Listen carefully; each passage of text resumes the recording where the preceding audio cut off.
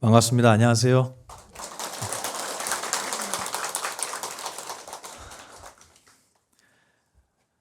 앞에서 설명을 또 잘 해주셔서 제가 뭐 제 소개는 안 해도 될 것 같고요. 이렇게 뵈니까 낯이 익은 분들도 계시고 오늘 처음 뵙는 분들도 계신 것 같은데 혹시 이 오프라인 저 TV나 유튜브 말고 이런 자리 현장에서 저 오늘 처음 만나신 분 혹시 계시면 손 한번 들어보실래요? 되게 많네요. 그동안 뭐 하고 계셨어요?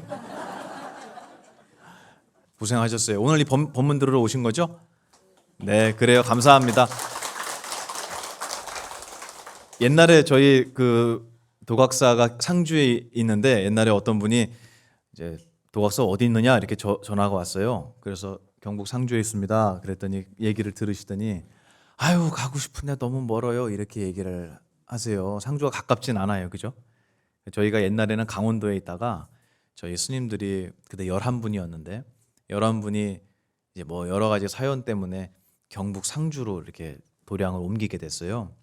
뭐 도량이랄 것도 없고요. 그냥 스님들 모여서 같이 공부하시던 그냥 작은 암자죠. 근데 이제 지도를 펴놓고 대한민국에서 가장 중심이 어디냐? 대한민국의 중심은 어디예요? 상주예요. 여기 큰일 날 분들 많이 계시네요. 그래서 지도를 펴놓고 보니까 진짜 딱 상주가 중앙인 거예요. 그래서 전혀 인연이 없는데 여기로 가자. 그래서 왔어요. 그랬더니 전국의 중심이긴 한데 전국에서 다 멀더라고요. 어디서 와도 2시간 넘게 걸려요. 그래서 제가 큰 스님께 스님 여기 상주가 너무 멀다고 못 오시는 분들이 많은 것 같아요. 그랬더니 뭐라고 하시냐면 야 옛날에 현장 스님이 누구죠? 삼장법사. 그렇죠. 원숭이하고 돼지하고 이거 데리고 다녔던 서유기에 그 삼장법사 당나라 삼장법사는 경전을 구하려고 어디로 가셨어요? 그렇죠. 이 현장 스님이 인도까지 가셨어요. 비행기 타고 갔나요? 그러면요. 걸어서 말 타고 누가 돼지 타고 갔다. 아니에요. 돼지 아니에요? 그거 타고 다니는 게 아닙니다. 말 타고 걸어서 인도까지 갔다가 오셨어요.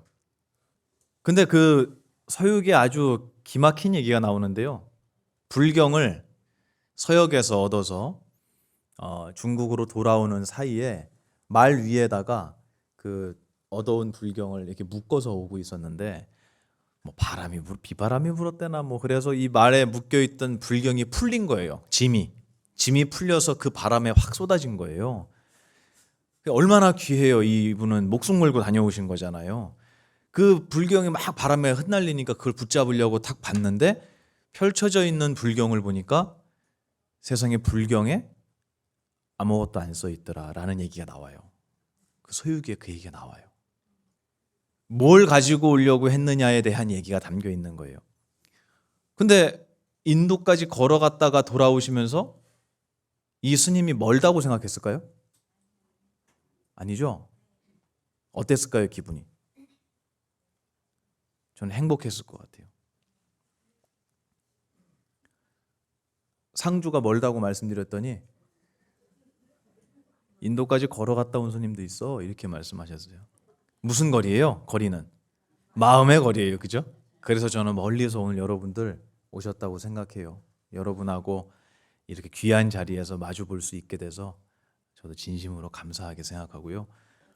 방금 저희 회장 스님, 우리 큰 스님 뵙고 내려왔어요. 잠깐 차담을 하고 내려왔는데 스님께서 오늘 저에게 법문 주제를 이걸로 하라고 말씀하신 것 같아요. 제 느낌엔 뭐였냐면 불교는 정말 쉬운 건데 쉽게 풀어내지를 못해서 너무 어려워졌다. 이게 난 정말 안타까워. 이 말씀을 한 10번을 하신 것 같아요.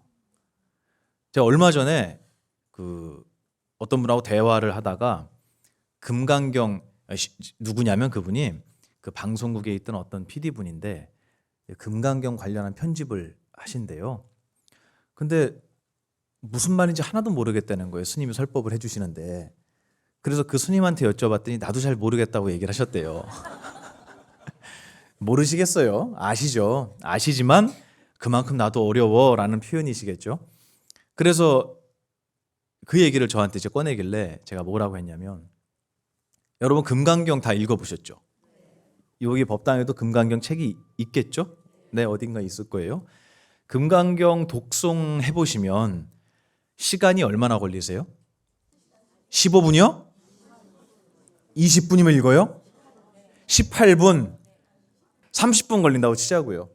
저 같은 경우는 그걸 이제 한문으로 독송을 하니까 한 40분 정도 걸리더라고요. 천천히 읽나 봐요. 그런가 봐요. 30분이 걸렸어요. 금강경 읽는데. 근데 금강경에 주인공 두 분 나오시죠? 등장인물 누구예요? 수보리 존자와 석가모니 부처님. 그죠? 다른 분 나와요, 안 나와요? 안 나와요. 그러면 두 분이서 묻고 여쭙고 부처님은 대답해 주신 내용이 금강경의 내용이에요. 맞죠? 몇 분 걸렸다고요, 여러분? 30분. 오늘 제가 30분 강의하면 여러분 시시하다고 하지 않겠어요? 아니에요? 부처님하고 수보리 존자께서 두 분이서 부처님 두 가지 질문을 하잖아요. 제가 말씀드릴게요, 좀 이따가. 부처님, 제 마음이 이러이러한 생각이 드는데요. 저 이런 궁금한 게 있는데요. 하고 질문을 드린 거예요. 그랬더니 부처님께서 그건 이렇고 그건 저렇다 라고 대답하신 게 몇 분 걸렸다고요? 30분짜리 법문이에요, 그거. 맞죠? 근데 우리 그거 이해하고 공부하는데 몇 년 걸리죠? 평생이에요? 이거 어떻게 된 거예요? 이 머리가, 이 안에가 무슨 화강암 이런 걸로 돼 있나요? 아니죠? 돌이 아니잖아요, 이게. 근데 왜 수보리 존자하고 부처님은 30분 만에 대화를 하시고 맨 뒤에는 뭐라고 나오냐면 천이나수라. 저 모든 대중이 환희신수봉행했다 그랬잖아요. 아니 30분 듣고 그렇게 기뻐졌다는데 나는 왜 몇십 년을 읽어도 왜 기뻐지지가 않냐는 거예요. 이게 오늘 저는 위에서 저희 회장 큰 스님께서 하신 말씀 같아요. 어렵게 얘기해서 그렇다. 예전에 제가 큰 스님께 여쭤봤어요. 스님, 이 많은 대중한테 경전을 가르치고 펼치려면 지금 제가 농담한 게 아니라 정말 부처님하고는 30분짜리 대화였습니다. 근데 왜 우리는 그게 그렇게 어려울까요? 그러면 금강경은 어려운 내용이라는 거예요? 쉬운 내용이라는 거예요? 원래가 굉장히 쉬운 내용이었다라는 거예요. 근데 저도 너무너무 어렵게 공부를 했거든요. 왜 이럴까요? 그리고 이렇게 어려운 거를 쉽게 풀어서 많은 불자님들한테 전해드리고 싶은데 어떻게 하는 게 좋겠습니까? 이걸 여쭤봤어요. 굉장히 중요한 얘기죠. 그랬더니 뭐라고 하시냐면, 고양이한테 약을 먹이려면 뭘 묻혀서 줘야 될까요? 그렇지. 걔가 좋아하는 비린내를 묻혀야 되는 거예요. 맞죠? 네. 비린내를 묻힌 약을 고양이를 줬더니 먹어요, 안 먹어요? 먹는 놈도 있고 안 먹는 놈도 있어요. 네, 그것도 각양각색이에요. 묻힌다고 다 먹지 않아요. 의심 많은 놈들은 또 안 먹어요. 누구처럼? 저처럼. 네. 여러분은 다 드실 거예요. 근데 그걸 묻혀서 주면 이놈이 안 먹어요. 그럼 어떻게 해야 되냐? 좀 더 진한 비린내를 묻혀야 되는 거예요. 이게 저희 스님께서 해주신 말씀이에요. 그러면 약에다가 약을 먹이기 위해서 비린내를 묻히다 보면은 나중에는 약은 없어지고 비린내만 먹이게 된다는 거예요. 이게 이 자리에서 저뿐만 아니라 모든 수행자들이, 모든 스님네들이 여러분에게 무언가 말씀을 전해드릴 때 가장 마음속에 크게 올라와 있는 짐 같아요. 여기서 내 이야기를 하고 보만 스님의 이야기를 하잖아요. 여러분 되게 즐거워하실 거예요. 저하고 되게 가까운 것처럼 느끼시고요. 그리고 법문 너무 재밌었어 라고 이야기하실 거예요. 그런데 그게 비린내만 남아있는 법문이었다면 어떠시겠어요? 안 되죠? 듣기에는 좋을지 몰라도 그거를 내 마음속에 담고 살아갈 만한 어떠한 약도 안 담겨 있는 법문이라면 그 법문입니까? 아니죠. 아니에요. 그건 그냥 스님 혼자 떠든 거예요. 농담한 거예요.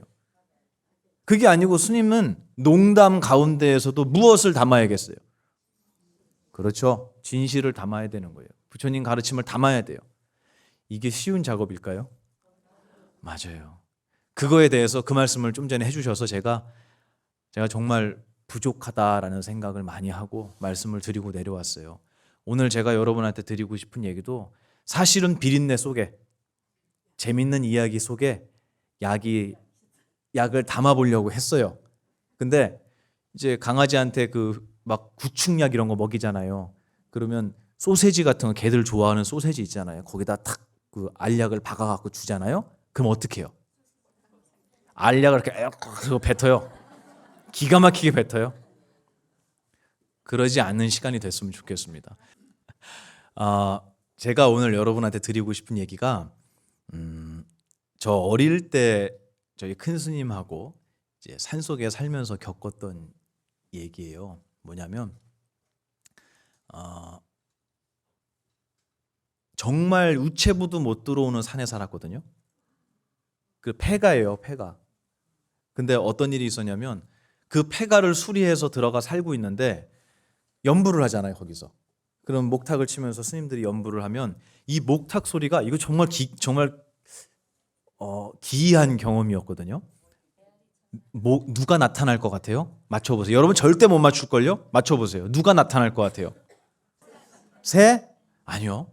밤에 그 빈집에서 목탁 치잖아요. 그 흙으로 벽을 만들었죠. 옛날 집은. 다 부서졌을 거 아니에요. 그 구멍 사이사이에서 뱀이 다 기어나와요. 전 깜짝 놀랐어요. 그 장면을 보고. 이렇게 쭉 나와갖고 쳐다봐요. 뱀이. 근데 거기 스님들 사는 집이잖아요. 그 뱀이 있으면 되겠어요? 그렇다고 뭐 때려잡을 수도 없잖아요. 그래서 그때 뭘 했냐면 그 실내에다가 벽에 미장하는 하얀색 점토 같은 게 있어요. 아세요? 네. 그 통이 있는데 그게 이렇게 커요. 이만해요. 그 통을 옆에다 두고 집게를 하나 갖다 놓고 목탁으로 연불하다가 뱀 나오면 집게로 잡아서 이렇게 통에 탁 넣어요. 그냥 둘 수는 없으니까 쫓아내야 되니까. 그래서 연불 끝나면 뱀이 절반씩 담기고 그랬었어요. 왜 이렇게 좋아하세요? 무서워서? 그 뱀이 목탁 소리를 듣고 찾아온 거잖아요. 그 집에 살던 뱀인 거예요. 오랫동안 비어있던 집이니까.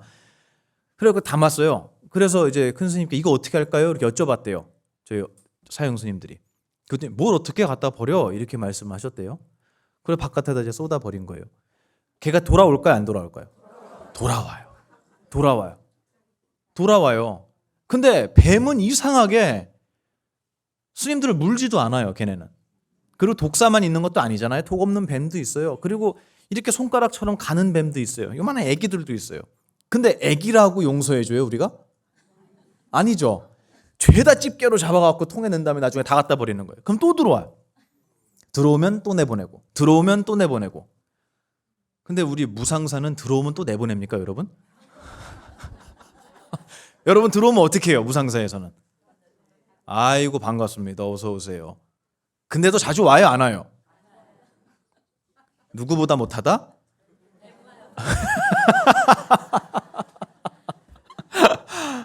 제가 농담한 거예요. 제가 이 얘기를 한 이유가 뭐냐면 여러분이 시간이 길지 않으니까 짧게 말씀드릴게요. 내가 이 세상을 살아가면서 어떤 행동을 하는지를 잘 돌아보는 게 수행이라 그랬잖아요. 근데 때로는 내가 원하던, 내가 의도하지 않는 방향으로 일이 풀릴 때도 있어요. 그러면 우리는 항상 누군가를 원망하거나 누군가의 허물을 찾아서 너 때문에 이렇게 됐어를 찾고 싶어요. 맞죠? 네. 하다못해 우리 제일 가까운 사람 핑계 많이 대잖아요. 자식들은 누구 핑계 대요? 그렇죠. 부모님 핑계 대는 거예요. 당신들이 조금만 돈이 더 많았으면, 당신들이 조금만 사회적으로 좀 기반이 있었으면 내가 이렇게 고생 안 하잖아요. 누구 내 친구는 이렇게 해서 이런 좋은 데 취업해갖고 이렇게 잘 산다는데, 내 친구는 취업 안 해도 평생 먹고 산다는데 우리는 이렇게 찢어지게 가난하면서 도대체 애는 또 왜 이렇게 많이 낳았어? 이런다고. 지가 못나고 지가 어리석고 부족하다는 생각을 하기 전에 누군가의 핑계를 먼저 대는 거예요. 너 때문에 이렇게 됐어. 이거는 좋은 일이에요? 나쁜 일이에요? 나쁜 일이죠. 그런데 이 불교에서는 이 나쁜 일을 우리는 나쁜 일 이렇게 얘기하지만 불교 용어로 그걸 부르는 말이 있습니다. 한 글자. 그렇죠. 업이에요. 근데 아까 나쁜이라는 말을 붙이셨잖아요. 그러면 업에다가 뭘 붙여야겠어요? 악업 이렇게 얘기하는 거예요. 악업이다. 그렇죠. 그러면 좋은 일도 있을 거 아니에요? 그죠? 어머니 감사합니다. 그렇죠. 그거는 선업 맞아요. 그래서 선업과 악업은 부처님께서 정말 자주 강조하신 말씀이에요. 그런데 이 악업을 자꾸 짓는 사람은 이 악업이 자기 기억 속에 하나씩 둘씩 심어지게 돼요. 그래서 이 악업이 뭐 선업도 마찬가지지만 악업이 심어지는 이것을 불교에서는 종자라고 해요. 종자가 뭐예요? 진짜 씨앗이라고 해요. 종자 이렇게 써 있어요, 경전에. 그래서 내 마음의 밭에 씨앗이 심어지면 싹을 틔우고 열매를 맺을 거 아니에요. 그죠? 맞아요. 그런데 이 내 마음의 밭에 씨앗이 심어지고 있는 시간이 언제예요? 지금이에요. 여러분이 앉아서 아이고 언제 끝나나 이러고 다리 두들기시잖아요. 그 씨앗이 심어져요. 근데 그게 아니고 다리가 아파도 나는 너무너무 즐거워, 너무 행복해, 나 오늘 너무 기뻐 라는 기억을 심으시잖아요. 그럼 뭘 심은 거예요? 선한 씨앗을 심은 거예요. 선종자를 심은 거예요. 선종자를 심은 거예요. 근데 우리는 좋은 씨앗하고 나쁜 씨앗하고 어느 거 많이 심으세요? 솔직히 얘기해 보세요. 나쁜 거 훨씬 많이 심어요. 네, 훨씬 많이 심어요. 한번 자기 자신을 돌아보세요.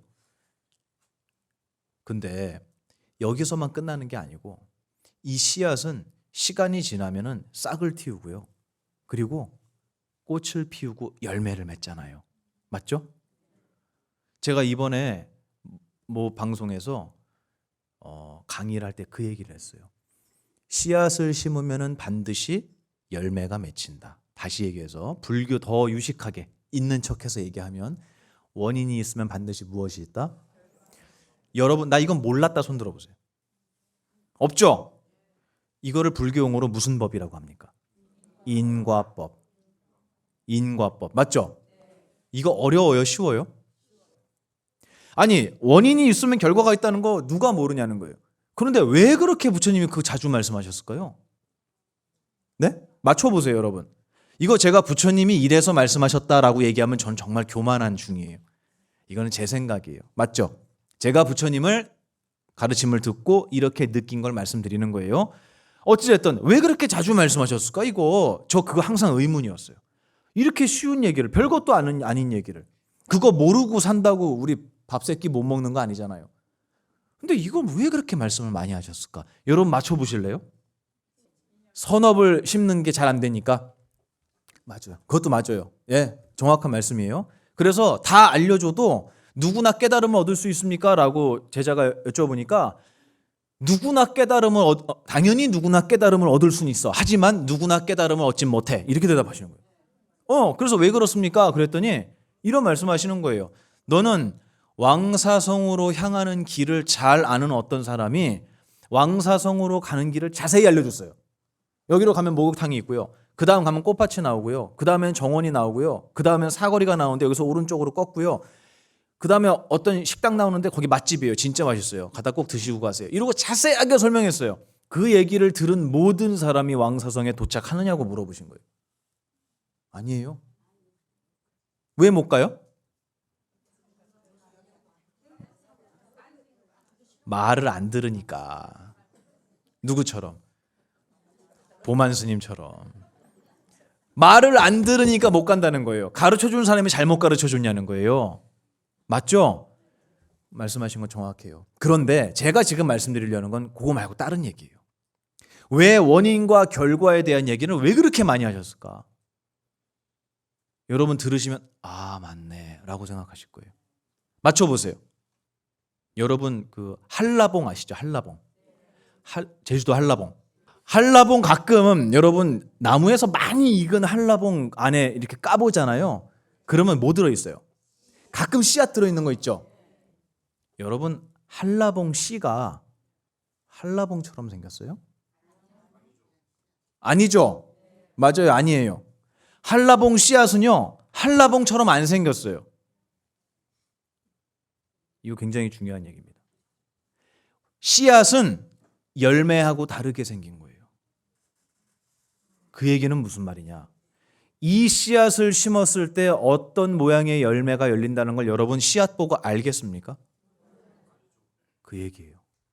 그래서 내가 지금 심고 있는 이 씨앗의 결과가 얼마나 고통스러울 건지 우리는 모른다는 거예요. 결혼을 앞둔 이 청년들이 저한테 상담을 하잖아요. 그럼 제가 얘기해요. 저는 결혼하신 분들하고 많은 대화를 나눴잖아요. 저는 결혼 안 했지만. 그러면 가정생활에 있어서 어려운 점은 사실 저한테 얘기를 되게 많이 하세요. 힘든 거. 이제 부부 사이에도 힘든 게 있고 특히 자식 문제 있잖아요. 그런 힘든 거를 막 얘기를 해요, 저한테. 그 정말 기구한 분들이 정말 많아요. 맞죠? 여러분들도 사연 없는 분이 어디 있어요, 여기. 다 있잖아요. 그 사연이 그렇게 나에게 생길 거라는 거를 결혼하기 전에는 알까요, 모를까요? 모르죠. 그래서 제가 얘기를 해줘요. 결혼하면 이것도 힘들고요, 이것도 힘들고요, 저것도 힘들 거예요. 그랬더니 왜 스님은 안 좋은 것만 얘기를 하냐요. 그래서 좋은 거는 저보다 당신이 더 잘하시잖아요. 그러니까 결혼하려고 하잖아요. 근데 결혼하기 전에는 몰랐던 나에게 닥쳐올 어려운 일들이 분명히 기다리고 있다라는 것을 저는 얘기하지 않을 수가 없는 거예요. 근데 믿어요, 안 믿어요, 그거? 안 믿더라니까요. 안 믿어요. 그래서 아니 왜 그럴 리가 없다는 거예요. 아니 왜요? 방금 전에 1시간 전에 저하고 상담하신 분도 결혼해서 그렇게 힘들어졌는데 좋은 점도 있겠지만 힘든 것도 안고 가야 되는 거거든요. 여러분 물에서 수영할 때는 항상 무슨 위험이 있어요? 그렇죠. 물에 빠질 위험이 있잖아요. 멀쩡히 재밌게 수영하다가도 다리에 쥐날 일이 있어요, 없어요? 그러면 다리에 쥐날 수 있어? 그때는 물속에서 다리를 쭉 펴고 발가락을 당겨서 펴야 돼. 이걸 다 배웠죠.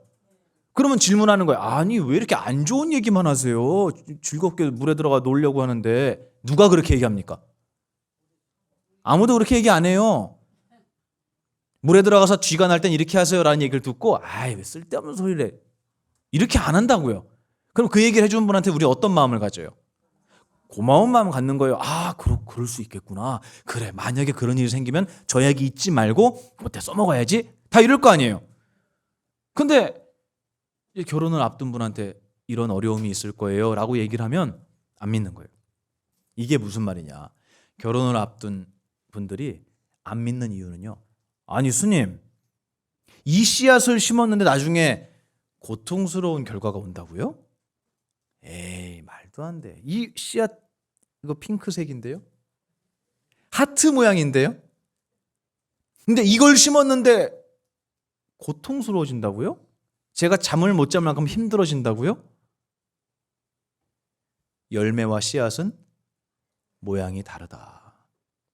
저는 인과법이라는 것을 다시 한번 공부하면서 이런 깨달음을 얻었어요. 별거 아닌 얘기인지 모르지만 저에게는 진짜 컸어요. 아, 그렇구나. 그래서 함부로 씨앗을 심어서는 안 되겠구나. 나는 좋은 거라고 생각하고 아무렇게나 심었는데 누군가에게는 그게 굉장히 아픈 일이 될 수도 있겠구나. 또 누군가에게는 그게 정말로 힘든 일일 줄 모르지만 저 사람 힘들어하니까 나 하지 말아야지가 아니라 나에게 있어서는 그게 훗날 아주 달콤하고 행복한 열매로 맺힐 수도 있겠구나. 다시 얘기해서 지금 내 눈에 좋아 보이는 것들, 지금 내 눈에 싫어, 힘들어 보이는 것들, 그런 것들을 믿어야겠어요? 말아야겠어요? 그렇죠. 믿으면 안 되는 거예요. 그걸 믿으면 안 되는 거예요. 내 눈에 좋아 보인다고 함부로 심으면 안 된다는 거예요. 그러면 어떻게 해야 될까요? 스님께 여쭤봐야지. 그걸 여쭤볼 수 있다는 건 행복한 일이잖아요. 근데 그걸 여쭙지 않고 자기 마음대로 심어요. 그리고 나중에 말도 안 되는 열매가 맺히는 걸 보고 깜짝 놀라는 거예요. 근데 되돌이킬 수 있어요, 없어요? 늦었지. 늦었어요. 그리고 나면 스님한테 그때 찾아와요. 그래서 다 열매가 맺어서 익어가고 있을 때 찾아와요. 스님, 좀 있으면 이거 열매 먹어야 되는데 큰일 났어요. 이거 맛이 너무 없어요. 죽을 것 같아요, 이거 먹으면. 어떻게 하죠? 어떻게 해요? 먹어야 돼요. 어떻게 해요? 스님이 아니라 누구한테 얘기해도 인과법은 벗어날 수가 없는 거예요. 내가 심은 씨앗에 대한 결과의 열매는 누가 먹어야 된다? 내가 먹어야 되는 거예요. 너무 안타까운 거예요. 제가 아까 뱀 얘기했죠. 그 얘기 일부러 한 거예요. 뭐냐면 내가 심은 씨앗의 결과가 뱀이 될 줄 누가 알았겠어요? 내가. 그 친구가 알았을까요? 뱀은 몰라요. 자기가 어쩌다 뱀이 됐는지. 여러분은 아세요? 나 어쩌다 사람 됐는지? 몰라요. 옛날에 저희 큰 선생님 그러시더라고요. 저보고 똑같이 물어보셨어요. 너 어쩌다 사람 됐는 줄 알아? 이렇게 물어보시는 거죠.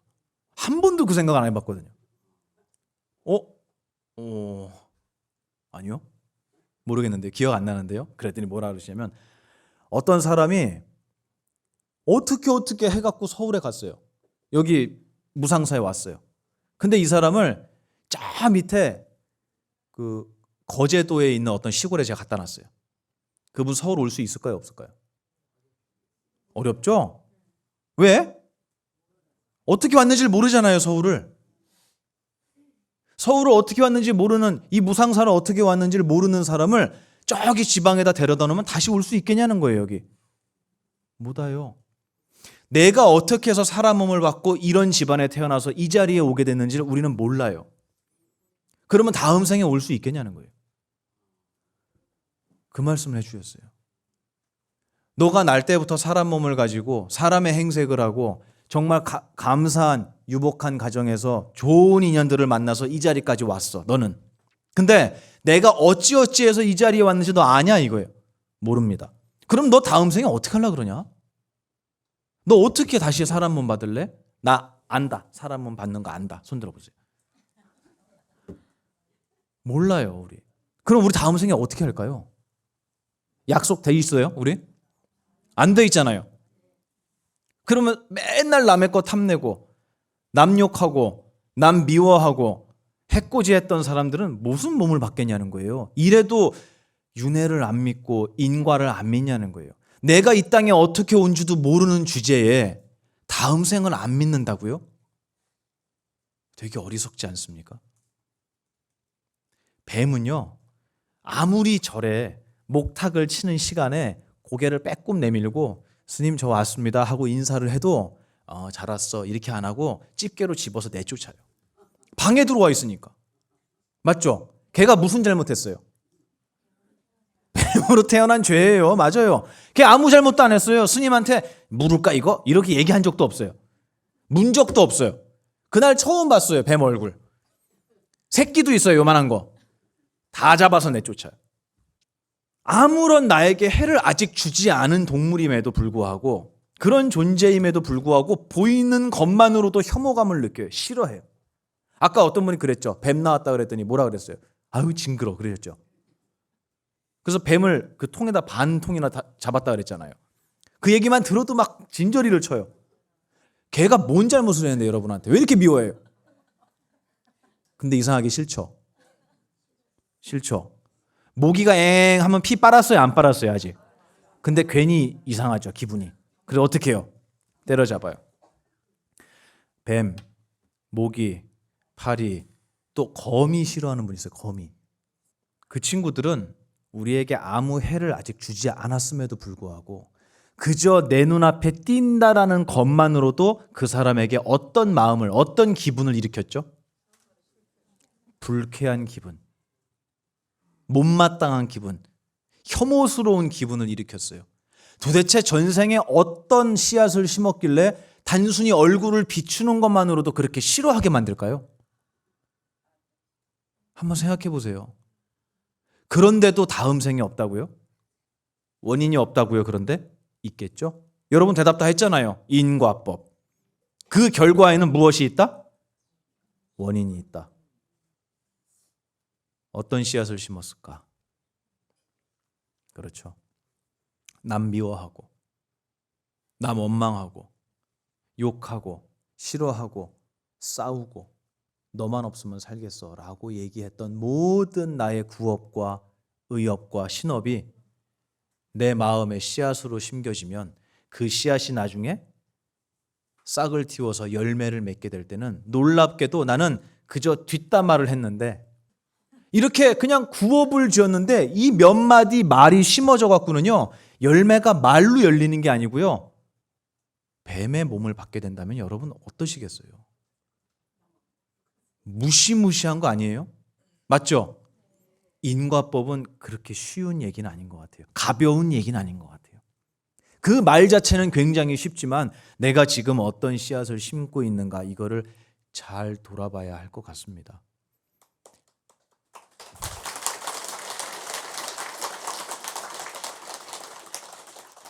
고맙습니다. 날 때부터 스님이 있어요, 없어요? 없죠? 네, 날 때부터 스님 없어요. 그러면 우리 거사님 성함이 어떻게 되세요? 심응자 제자. 네, 그 심응제라는 멋진 이름은 누가 주셨습니까? 그러면 태어날 때 갖고 나오셨어요? 아니죠. 그러면 태어날 때는 이름이 뭐였어요? 아무것도 없었죠. 그죠? 근데 그 이름을 주시니까 내가 심응제가 된 거예요. 맞죠? 우리는 원래 무슨 이름을 갖고 있었냐는 거예요. 아무 이름도 없었어요. 근데 거기다가 무엇을 담으면 이름이 생기는 줄 아세요? 그 이름을 부모님이 주셨다면서요. 그죠? 그건 옛날에 주셨을 거 아니에요. 어릴 때. 네. 우리는 내 마음이라는 그릇에 기억을 담으면 이름이 생겨요.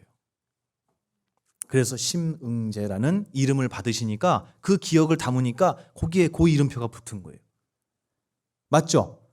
내가 행복한 기억을 담으면 그 그릇의 이름은 뭐가 될까요? 행복한 사람이 되는 거예요. 결국 나의 그릇의 이름을 결정하는 거는 뭐예요? 부모님이에요? 나의 기억에 무엇이 들어갔느냐? 나의 기억의 씨앗에 무엇이 심겼느냐?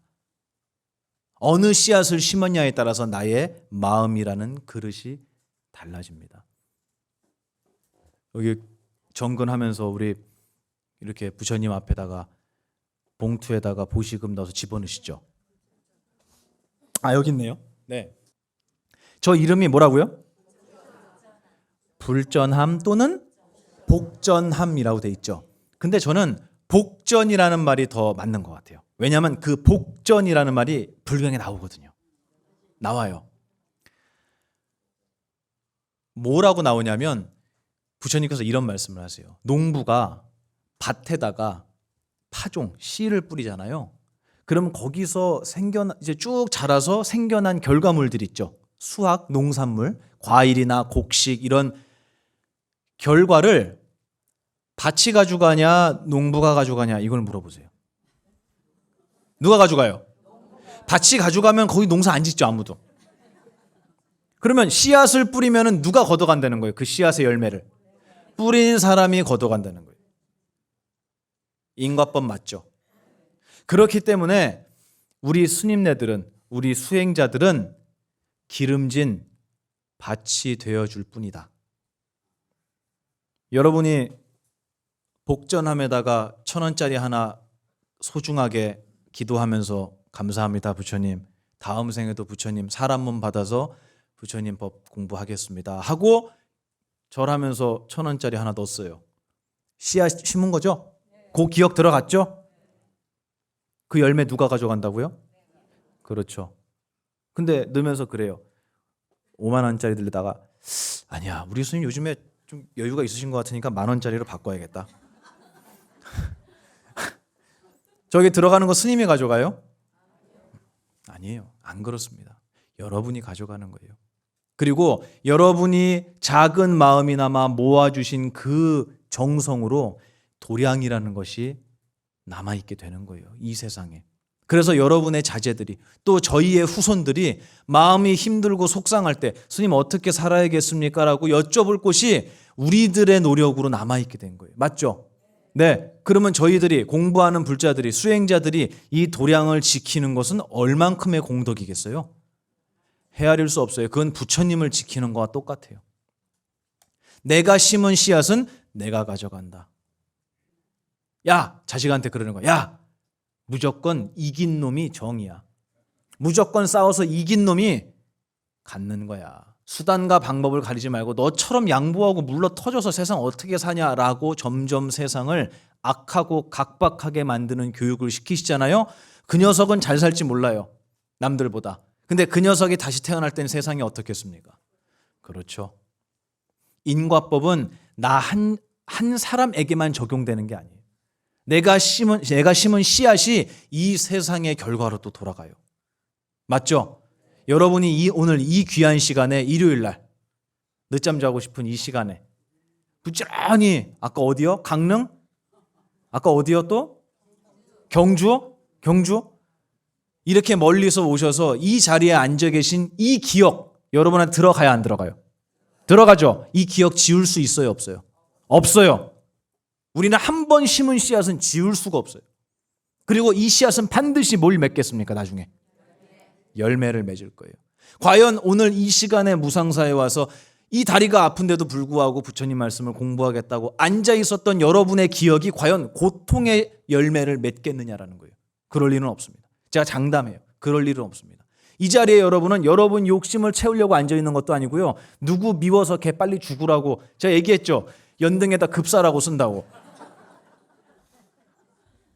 그러려고 와 계신 것도 아니고요. 여러분은 이 땅에 오늘날에 가장 위대한 지성을 배우시기 위해서 오신 거예요. 저는 청년들한테 항상 얘기해요.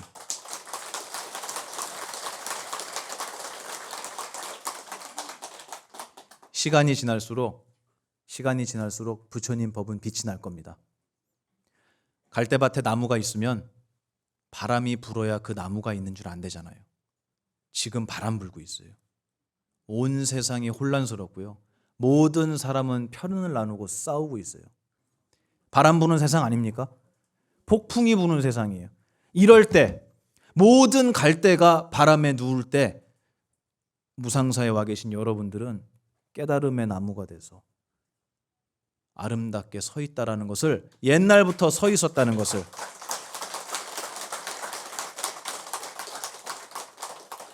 온 세상이 알게 될 거예요. 저는 분명히 믿습니다. 그리고 이제 마무리해야 돼요. 제가 이 땅에 와서 보만이라는 이름을 받고, 그리고 참 감사하게도 4대 육신 멀쩡한 육신을 저에게 부모님이 주셔서 이 자리에 여러분과 함께 있고, 또 제가 차 운전해서 왔거든요. 그것도 박수 받아야 될 일이에요? 참. 네. 근데 운전해서 오면서 사고 날 수 있어요, 없어요?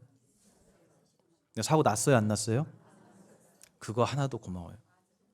그거 하나도 고맙고요.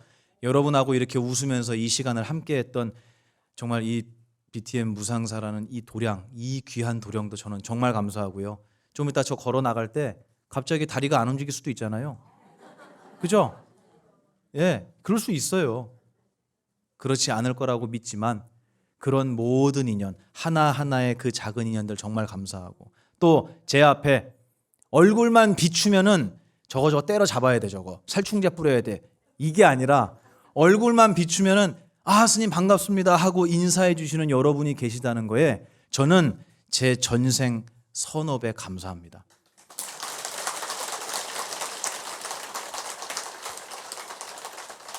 여러분 잘 살아오셨어요. 전생에 잘 사셔서 오늘 이 자리에 앉아 계시는 거예요. 이번 생에도 우리 인과법 잊지 마시고, 내 눈에 좋아 보인다고 욕심내지 마시고, 그 씨앗이 다른 열매를 맺을 수 있다니까요.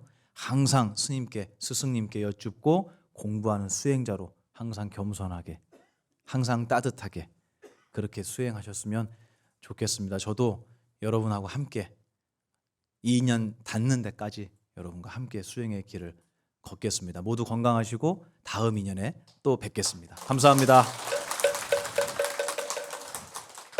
자, 모두 일러주십시오. 잠깐 안내겠습니다.